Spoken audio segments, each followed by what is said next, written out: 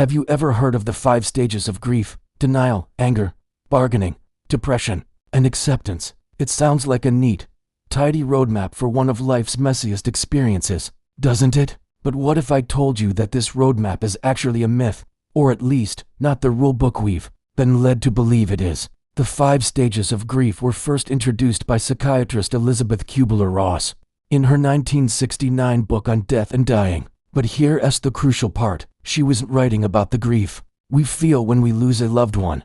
She was describing the stages that terminally ill patients themselves go through as they come to terms with their own mortality. It was never intended to be a prescriptive checklist for mourners. Somehow, over the decades, this model was taken out of context and applied to everyone experiencing any kind of loss. And this misunderstanding has caused a lot of harm. People feel like they're doing grief wrong if they don't hit every stage in the right order. They worry if they skip a stage, or if they circle back to one they thought they'd already passed. The truth is, grief is not a linear process. It's not a race with a finish line called acceptance. It's more like a tangled ball of yarn, or a chaotic scribble. Your grief is as unique as your relationship with the person you lost. One day you might feel a profound sense of peace, and the next you might be overwhelmed with anger. You might feel denial weeks or even months after the loss.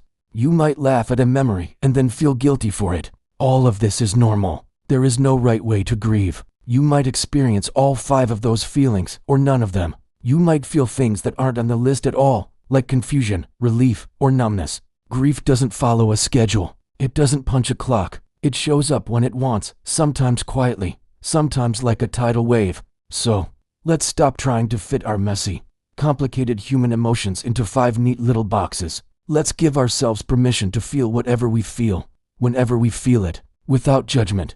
The goal isn't to get over it or to follow a set of stages perfectly. The goal is to learn how to carry the loss with us, to integrate it into the story of our lives.